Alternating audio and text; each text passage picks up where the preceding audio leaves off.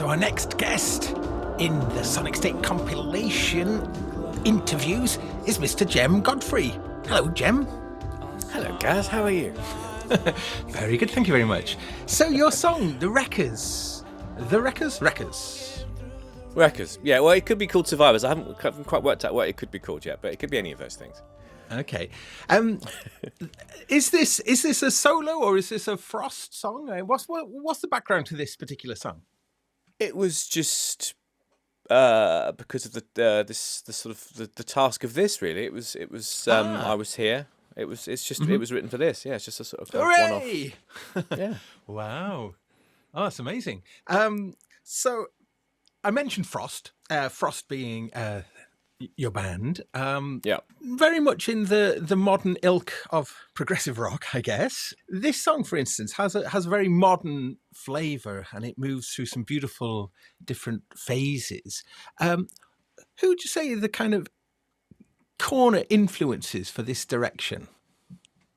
Well, that's a very good question. I think they're all quite subliminal. I suppose there's sorts of because of the music. I mean, the ironic thing with Frost is I don't tend to listen to that sort of music very much. My kind of upbringing was electronic music, and Visage and Depeche Mode and Thomas Dolby and Human League and all those sorts of bands. Ultravox. That's kind of where I grew up. That's where my childhood was and my heart was.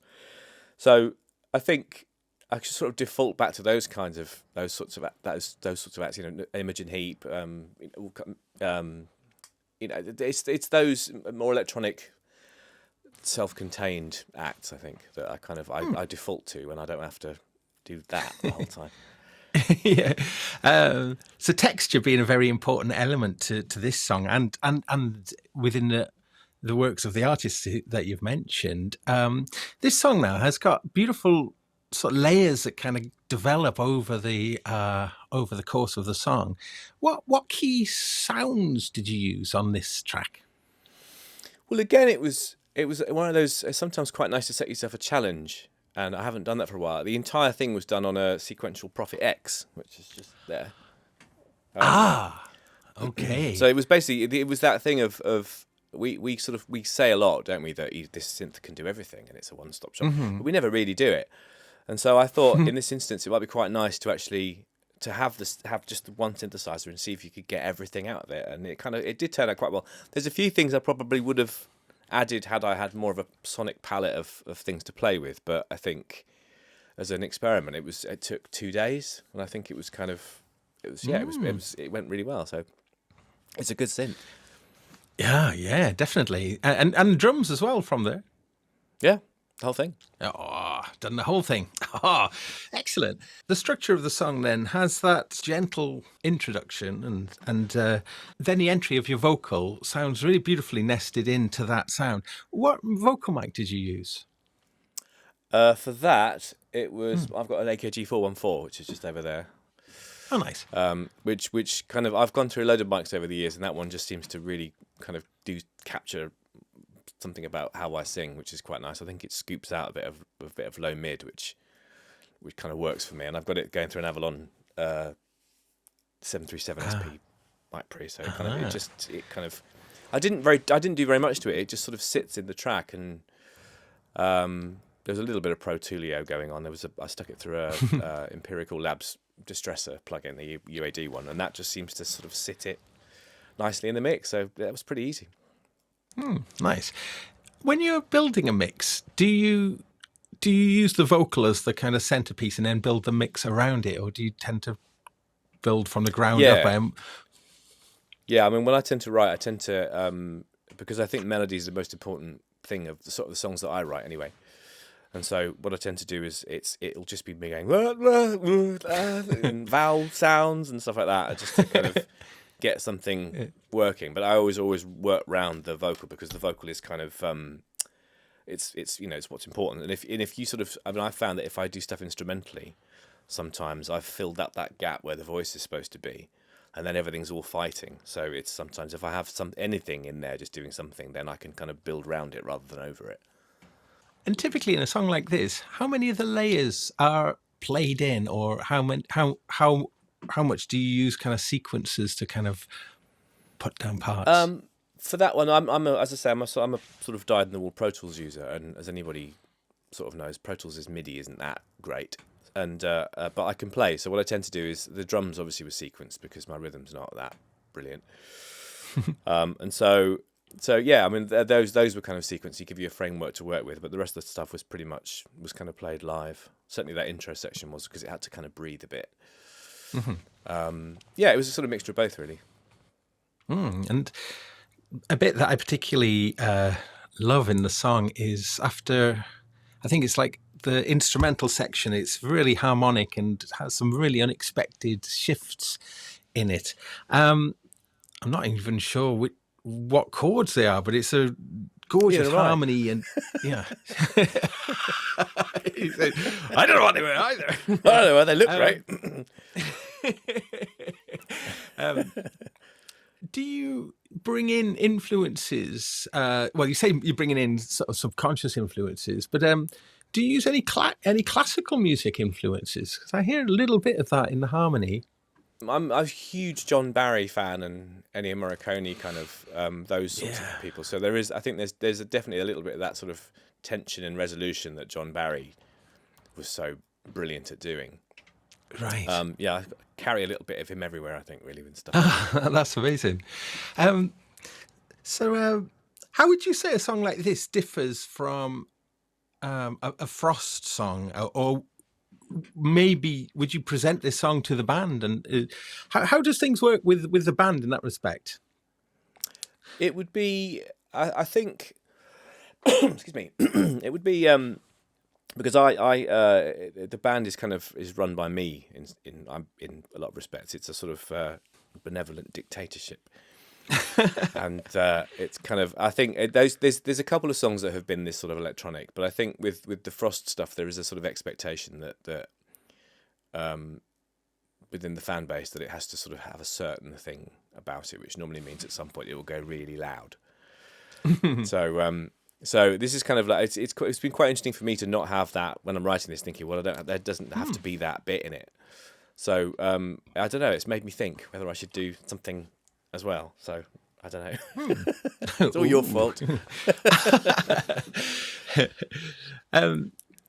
So let's just talk a little bit about some of the kind of key instruments that you've had over the years and ones that have had quite a profound effect on your writing. What would you say was the first instrument that you had that really made you feel like you could make great music with it? That's a very good question. I think I'm just trying to go back through the centuries of keyboard ownership. Yeah. Probably, I think it's the first thing I had that made me think. A friend of mine had an M1 in 1988. I remember that, and I was 17 at the time, and that sort of thing was well out of my price range. But he let me sort of tinker with it one afternoon. And I remember sort of building this. It was only about a minute long, but it was the fact that it was multi-tracked. And the sequencer, the bass, and now and I remember there was that brilliant Blue Peter. Blue Peter, I think it was, or Tomorrow's World, when Mike Oldfield was interviewed about how he made the Blue Peter theme tune. That's Blue Peter, yeah. And it was this thing where he goes, well, first I Verispeed this bit, and then I track this. And I remember just thinking, one day I'll be able to do that. And the M1 was kind of my Mike Oldfield moment, I suppose. I had a very similar experience. My friend got an M1 around the same time when it just came out.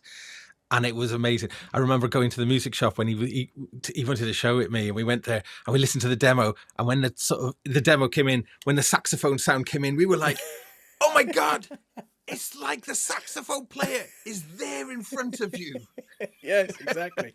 I remember this. I said to my friend, I said, "That's the most realistic piano sound I've ever heard.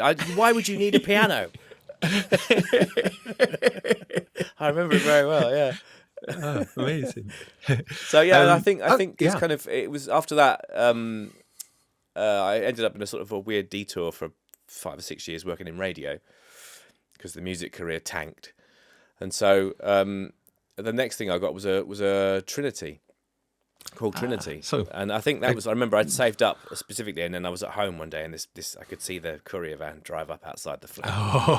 Here we go. Oh yes. And that was kind of, I think that was life changing. So I'd say probably the Trinity actually was kind of ground Right. zero for me.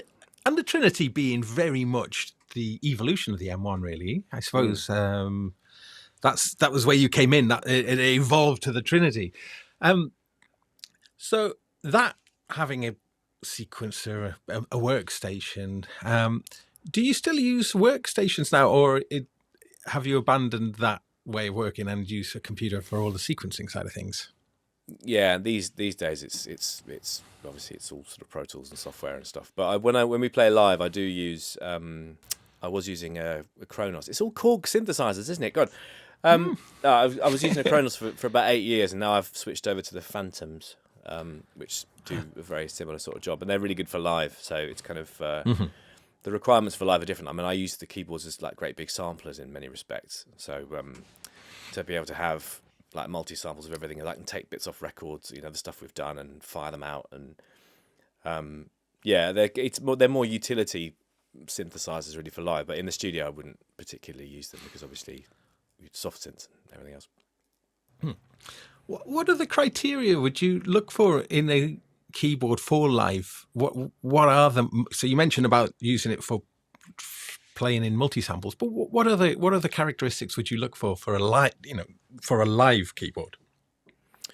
I think because there's this thing of progressive rock has this terrible stigma, doesn't it? Of you have to have, I mean, literally you got to have your Prophet and your Mini Moog over there, and you're doing sort of, semaphore, and it's kind of for me less is more. So I've got a Phantom 7 here. You can't see it, but what's good is it's got the 76 note keyboard, which is great. That's really, really useful because then you're not having to jump around too much.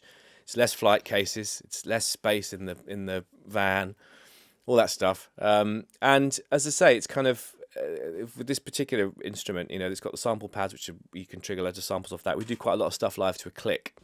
So although we don't use sequencers or backing tracks particularly often, what we do with a lot of stuff is I've got bits from the albums that obviously are timed. So all we've got to do is hit them at the right point, and kind of an 8-bar sequence can be fired, and that kind of stuff's quite useful. Because I remember when I was working back at Virgin Radio in the 90s, we used to do a live session every evening, and the Sneaker Pimps came in. And it was a revelation. This guy had an S950, and he had like a little 4-octave keyboard or something, and little stickers on each of the keys as to what you can trigger. And I was thinking, what is this? And he literally just fired the songs out. I think that is brilliant. I've never seen that before, and that was the inspiration for how I do stuff live now. So I've got the Sneaker Pimps to thank. Interesting. Really. Cool. So do you use a lot of kind of zones and layers and splits and that kind of thing? Yeah. So 76 keys, I guess is. Yeah, but that's the good thing about it. You can have, there's the one with the Roland 76 keyboards. There's always that one F sharp at the top, which is like, it just begs to be whacked, and you can try stuff out.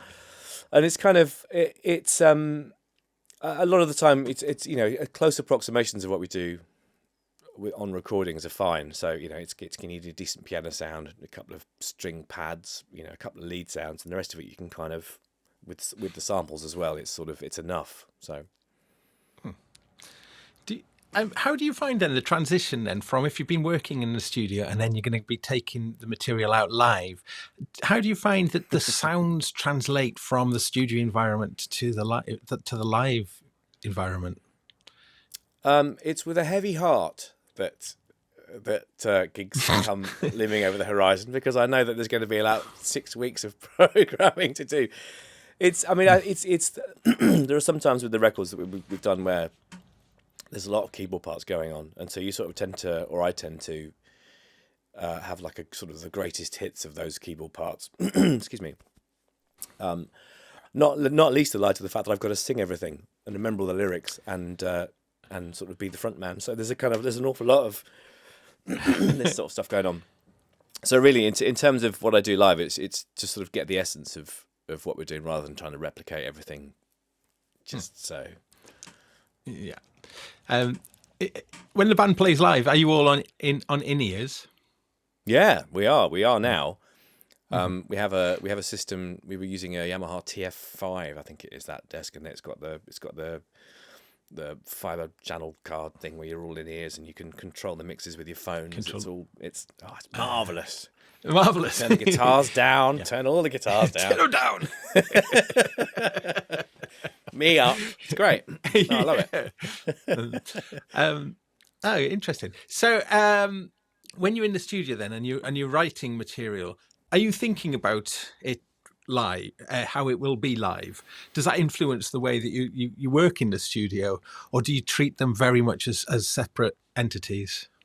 I previously have I've always just done what was required in the studio, I think. But there's a weird sort of duality, because some friends of mine are also doing sort of the similar strain of music, and then they go out live. But their recordings are sparser on the albums. But then when they go out live, it sounds like the album. So it's a kind of... it's a sort of 6 of one and half a dozen of the other kind of thing. So I kind of... some tracks I try and do, like we've just finished a 4th album. We've literally just finished it about a month ago, and on this one I've deliberately tried to not play very much for that reason, to see whether it can translate a bit better live, and also less programming as well, which is brilliant. I'm not getting any younger. Yeah. So you mentioned we were talking about influences, and you're talking about certainly that heavy 80s influence of like Thomas Dolby and Depeche Mode, for instance.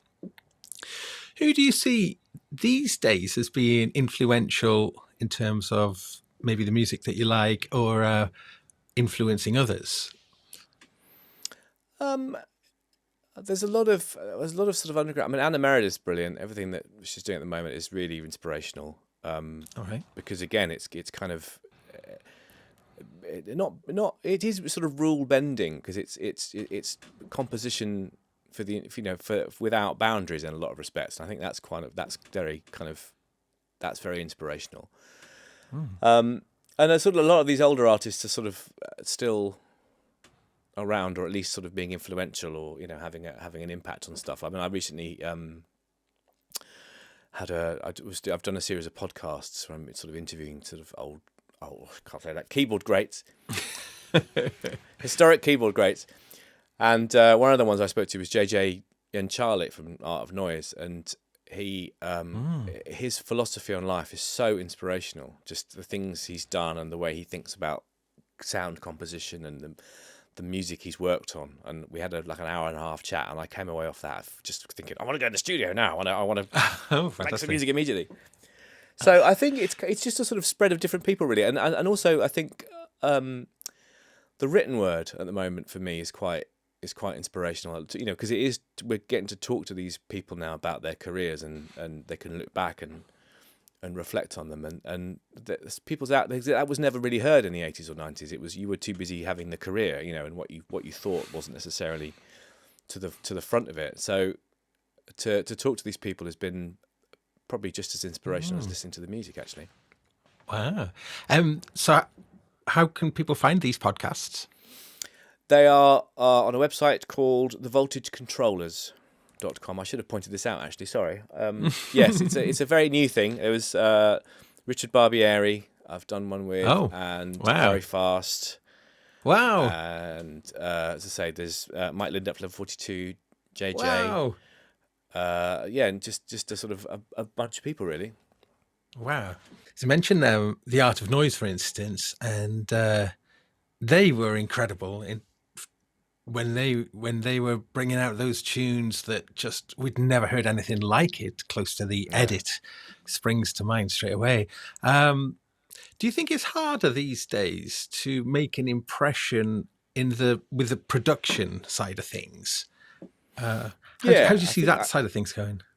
I think these days, I mean, it's sort of an interesting thing, isn't it? Because I remember when, for example, dubstep came to sort of prominence at the, whenever it was 10 years ago. And I think in terms of, I remember at the time thinking, I've not heard this before, and that is such a rare thing, and it was very exciting. Obviously, of course, now the problem is it's massively cliched, and everyone kind of rolls their eyes at all the Nexus presets. But it's sort of, it at the time it was like, God, this is it's extraordinary, and all that intricacy and cleverness and the complextro stuff. And I think every now and then something comes through, but I do think the palette now is limited. There's only we can't invent sampling. Sampling's now nearly 50 years old, which is a terrifying thought, really. It's I don't know whether the next thing is simplicity again, or whether there's a new way.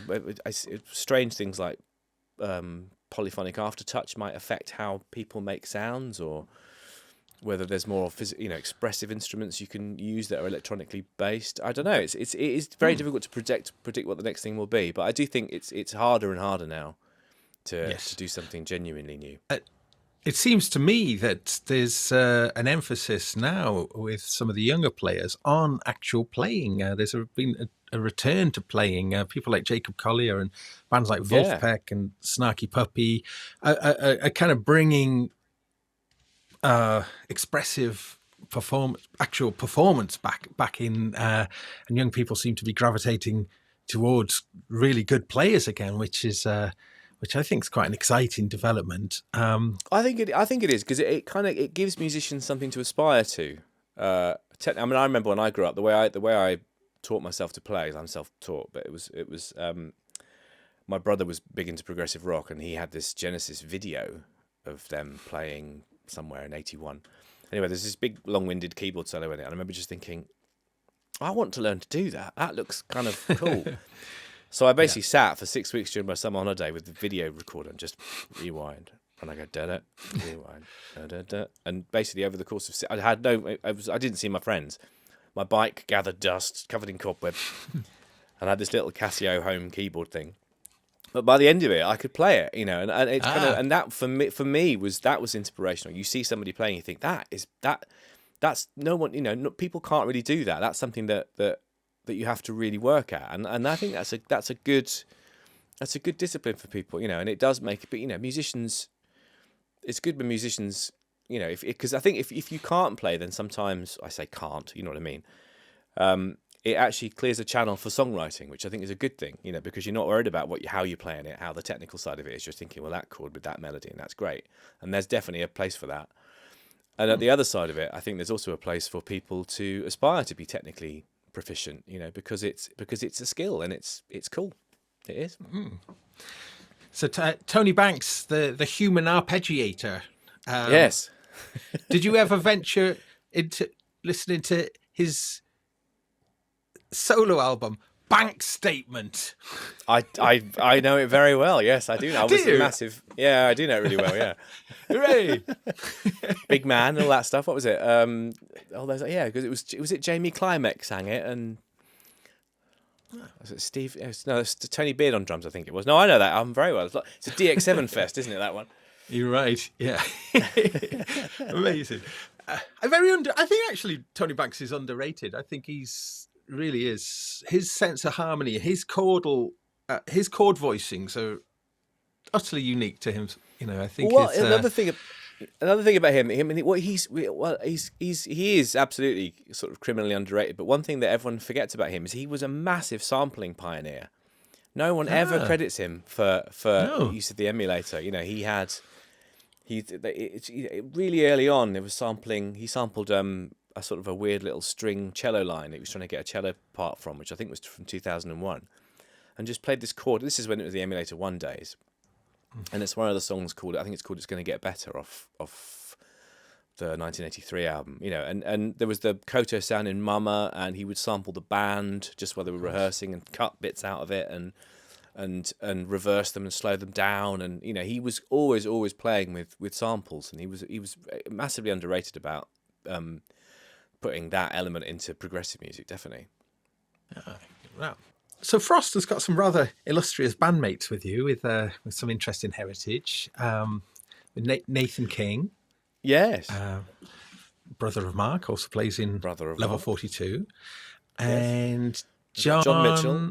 It's a little known claim to fame that John Mitchell played the guitar solo on Chesney Hawkes is the one and only. There you go. Oh, get in there. There we are. He'll love you for that. He'll kill me now. Wow. but he's had a very interesting career too. So I guess there must be a lot of like-mindedness when you get together. Do you share a lot of the same influences, or do you bring different elements in, would you say? Progressive music isn't really kind of where any of us have come from, which is quite interesting, and yet we've ended up in this place. John and I have a lot of similar music stuff. We love the Police and sort of the new wave stuff, and and we kind of again, big Imogen Heap fans and electronic stuff. And he has a very broad palette of music. He produced lots of Yumi at 6 albums, and then to Shikari, and he was part of that era of stuff. So he has kind of rock and electronic stuff. I'm kind of quite electronically based, and Nathan, obviously, being Nathan King, is massively into Wolfpack and Return to Forever and all that kind of stuff. So, and he is the most infuriatingly talented musician. He can play everything. So sometimes we're sitting in rehearsals and I go, Nath, how does that bit go? And he goes, like this. And he'll play it on guitar or play it on bass. So he plays the keyboards really well. He sings. He plays the drums. We hate him, but he's very talented. Hopefully, a return to the live stage. Any ideas when? Difficult to know, I guess. It's really it's difficult. It's kind of because the thing is, it's a double punch in a way, because obviously with COVID and everything, that's obviously makes things very difficult. But Brexit has made things impossible. We were doing John did a rough calculation the other day. If we want to tour across 3 or 4 countries in Europe, it's €2,000 a shot. And that's just to get there.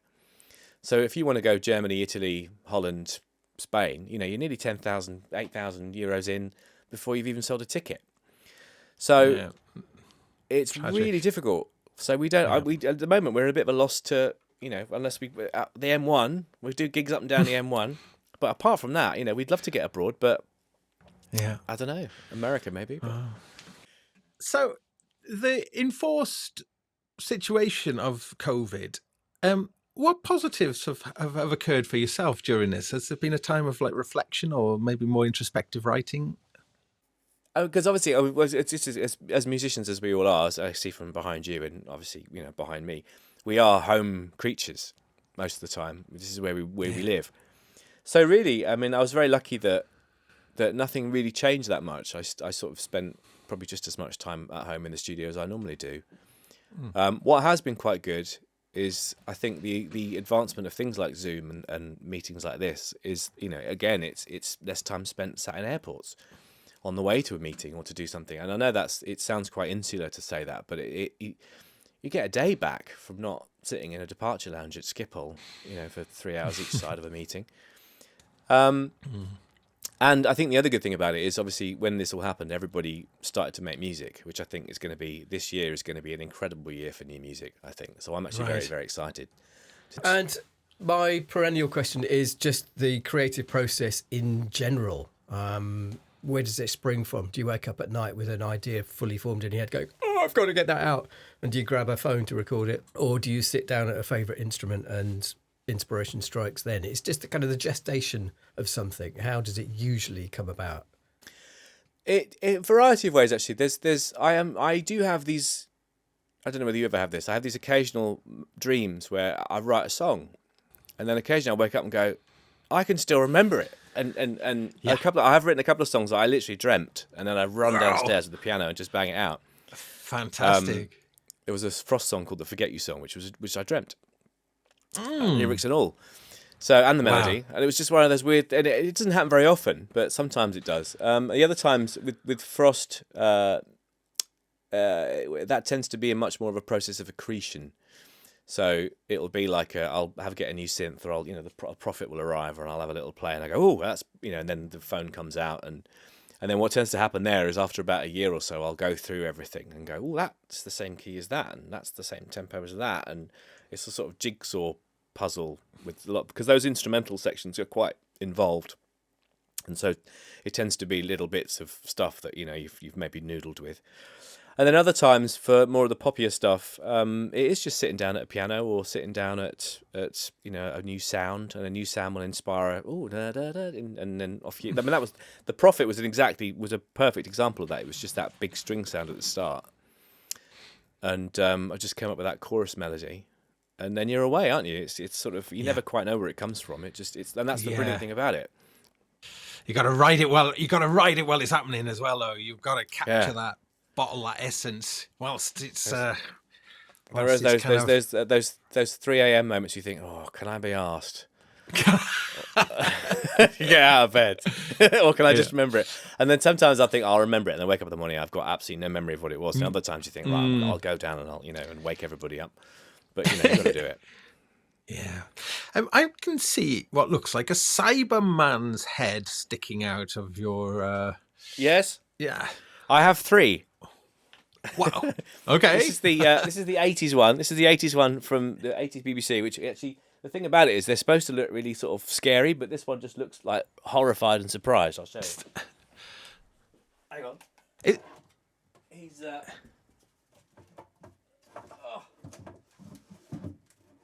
Get him out of here. Hang on. Don't break it. Right. So yes. Edit. Is it an actual? This Is it one- an actual cyber? Is it a real one, or is It is a an actual one. Yeah, it's an actual one. But he just looks. Wow. He just looks a bit kind of bemused, not that pleased. Like, oh no, really? What now? So that's him. But over here, I've got the best one, which is this fella, and he's a circuit bent, voice changing Look at proper that. one with audio inputs on the back, a switch for all kinds of mangling. There's feedback. There's squeal buttons. There are all these sort of like potentiometers and stuff and buttons. It's brilliant. I plugged a couple of guitar amps into this and made this appalling sound. But it's brilliant. Brilliant for happy accidents. And you can wear it if you can bear it. If you can wear it, if you can bear it. Amazing. So Well, yeah. Jem, thank you ever so much for taking time out to talk to us about Always a pleasure. records Thank you. and taking part in this project. Especially exciting to hear that you have written something specifically for the project too. That's a very, very warming feeling indeed. Oh, I thought everybody had. Oh, right. Okay, fine. I did. Some did, and some It's didn't. it's been brilliant to hear them as well. So many different approaches and so many different takes on the idea. It's been fantastic. Really, really good stuff. Yeah, definitely. Thank you. And wow, great. Thanks. Yay. That was brilliant. Excellent. Loads Good. of loads of Thanks good so stuff for there. that. No, you're welcome. I hope it's all right. Sorry about the magic frantic to get it out. You might have to just edit It's that. all good. It's all good fiesta.